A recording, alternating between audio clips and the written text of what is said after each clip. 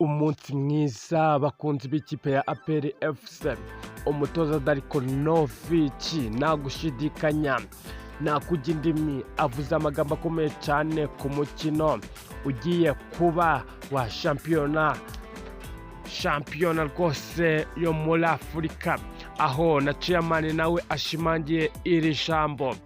Uyu mutoza Darikonovic udasanzwe ufite ikamba rihambaye cyane, agategura imipango.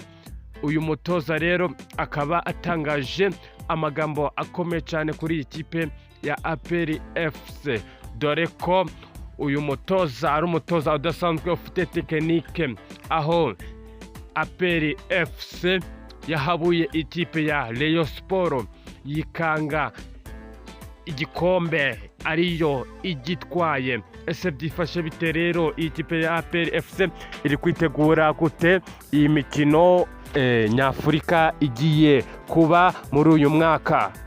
N'ubwino TV7 bagezaho urubuga rw'imikino mu ikipe mukunda mwese, ariyo kipe imwe rukumbi, ikipe ya APR FC, aho iyi kipe ya APR FC yahabuye ikipe ya RAYONSPORT, dore ko umutoza ndetse na chairman bifatanyije bagahuriza hamwe ku ikipe ya RAYONSPORT, ubundi bakayititiza kakahaca. Ikipe ya APR FC yahize kwitwara neza mu mikino mpuzamahanga. Ubuyobozi bwa APR FC bwabwiye abakinnyi ndetse n'abatoza b'iyi kipe ko bagomba gushyira imbaraga mu kwitwara neza mu marushanwa mpuzamahanga, kuko shampiyona y'umwaka utaha bizeye kuzayitwara. Chairman w'ikipe y'ingabo z'igihugu yabigarutseho yakira itsinda ryari rihagarariwe na APR FC mu mikino ya CAF Kagame Cup. Mu ijambo yagejeje ku bakinnyi n'abatoza, Colonel Richard Karasira yabasabye kuzigaragaza mu mikino mpuzamahanga ibategereje kugira ngo bakomeze kuzamura izina rya APR FC. Yagize ati nibyo mwakoze neza mu mikino ya CAF nyuma yo kwitegura igihe gito. Kuri ubu hari imikino idutegereje imbere, uhereye ku wa Gicuti tuzakina na Simba kandi tugomba gutsinda. Nyuma tuzahura na Police FC mu mikino wa Super Cup, ubundi dukine na Azam nanone muri Tanzania. Tubategerejeho kuzitwara neza mu mikino mpuzamahanga, aho iyi kipe ya APR FC imaze kwegukana ibikombe bya shampiyona 5 biheruka, harimo 2 yatwaye idatsinzwemo umukino n'umwe. Iyi kipe ifite abatoza basha, ifite akazi gakomeye ko kurenga aho yageze umwaka ushize mu cyiciro cya kabiri cy'amajonjora yo kuja mu mikino y'amatsinda ya CAF Champions League. Iramutse isezereye Azam yo muri Tanzania, yakwakirwa na Pyramid yo mu Misiri yasezerera umwaka ushize. Ikipe ya APR FC ikaba yari yubatse bigaragara, isinyishije abakinnyi 7 b'abanyamahanga, barimo 2 bakomoka muri Ghana, 2 bava mu gihugu cya Nigeria, umunyamari, umunyamauritania ndetse na myugariro bakuye muri Senegal.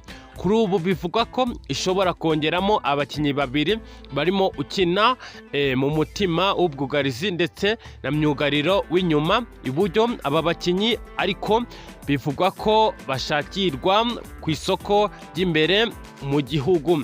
Ikipe ya APR FC niyo yegukanye shampiyona y'u Rwanda mu mwaka ushize, dore ko uyu Colonel Richard Karasira yasezeranyije abakunzi b'ikipe ya APR FC aba bakinnyi bagera muri 2. Iyi kipe ya APR FC irimo ishakisha, harimo uwo ku ruhande rw'iburyo ndetse n'umutima, kugira ngo babe bayifasha muri uyu mukino wa nyafurika igiye gukina, kugira ngo ibashe kuzamuka, ndetse n'ibyo iri kwizeza abakunzi ndetse nabyo bibashe kugerwaho kuri 5. Uyu mutoza Darikonovic ukomeje kwerekana imyitozo idasanzwe, dore ko kuri uyu munsi hasohotse video yasakaye hariya ku rubuga rwa X cyangwa se Twitter. Bivugwa ko uyu mutoza yari arimo atoza ikipe ya APR FC abereka imyitozo tekinike y'uburyo wahagarara ndetse na position wahagararamo neza kugira ngo ube watsinda neza kabisa, ndetse kandi ababwira yuko icyizere cyo bagomba kukigendana kuko iyo ugiye mu kibuga icyizere ugifite wumva ko nta kibazo rwose, nta kintu kikubangamiye cyangwa se kiguteze, bituma intsinzi uyegukana. Ariko iyo ugiye ufite ubwoba bituma adversary abona aho aguca ndetse kandi akabona nuko akwinjirira. Uyu mutoza yakomeje anabwira abakunzi ba APR FC yuko tugomba kuyihora inyuma tuyifashitiye ibere ry'uburyo kugira ngo tuyifashe ndetse tunayisengera tuvuga ngo ikipe yacu ihoreho kandi ite gusenyuka. Andi makuru akomeje kuvugwa mu kipe ya APR FC nuko birimo bivugwa ko hari abakinyi bagera muri babiri ishaka gusinyisha, ariko gusa ntabwo twari twamenya ahantu baraza guturuka. Nabyo tuzagenda tubibamenyesha uko bwije nuko buca mu mirongo y'imbere y'amakuru. N'ubwino TV7 ibagisaho amakuru yizewe kandi azira ibihuha mu makuru y'imikino mu kipe mukunda mwese, ikipe imwe rukumbi ariyo kipe ya APR FC.